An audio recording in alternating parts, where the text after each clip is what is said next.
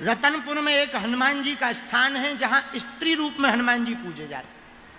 आज से कई साल पहले एक राजा हुए श्री पृथ्वी देवजू, छत्तीसगढ़ रतनपुर के राजा श्री पृथ्वी देवजू बड़े भगवत भक्त थे। राज करते करते कुछ दिनों में कोई अपराध बन गया, उनको कोढ़ हो गया, सफेद दाग। देखना हनुमान जी कैसे कृपा करते, ध्यान से सुनना। सफेद दाग हुआ, राजा ने बहुत वैद्यों से उपचार करवाया, दवाई करवाई, पर सफेद दाग ठीक ना भई। कोई महात्मा ने कहा हनुमान जी ही अब तुम्हें ठीक कर सकते हैं। इन्होंने हनुमान मंत्र का जप किया तो स्वप्न में राजा पृथ्वी देवजू को हनुमान जी के दर्शन भय। दर्शन बड़े अभूतपूर्व भय। कैसे भय? हनुमान जी पूरे स्त्री रूप में हैं, बस पूंछ और मुख हनुमान जी का है। ये चौंक गए, ऐसे हनुमान जी तो देखे ही नहीं। आपने सपने में ही प्रार्थना की कि आपने हमको दर्शन क्यों दिए?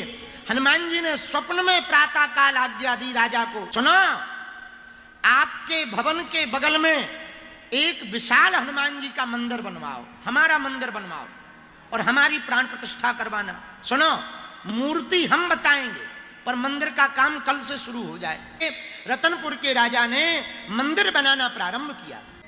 मंदिर तो 1 साल 1.5 साल में बन गया, लेकिन अब एक चिंता हो गई कि मूर्ति कहां से लाएं।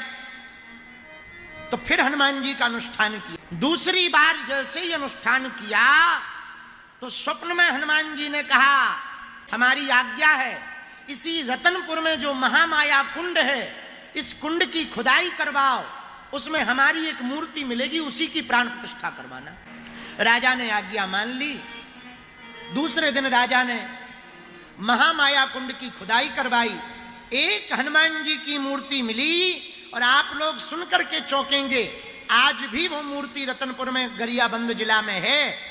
स्त्री रूप में हनुमान जी की मूर्ति राजा को खुदाई में प्राप्त हुई। जिस रूप में स्वप्न में दर्शन भय थे, वही मूर्ति राजा को प्राप्त हुई। और जैसे ही प्राण प्रतिष्ठा हुई तो प्राण प्रतिष्ठा में हनुमान जी के चरणों का जल राजा ने शरीर में लगाना प्रारंभ किया। जहां जहां जल लगाया, कोढ़ जड़ से खत्म होता चला गया। आज भी रतनपुर जिला में, छत्तीसगढ़ में हनुमान जी स्त्री रूप में हैं। उनका श्रृंगार भी चढ़ता है और हनुमान जी महाराज आज भी लाखों लोगों को नित्य आशीर्वाद देते हैं।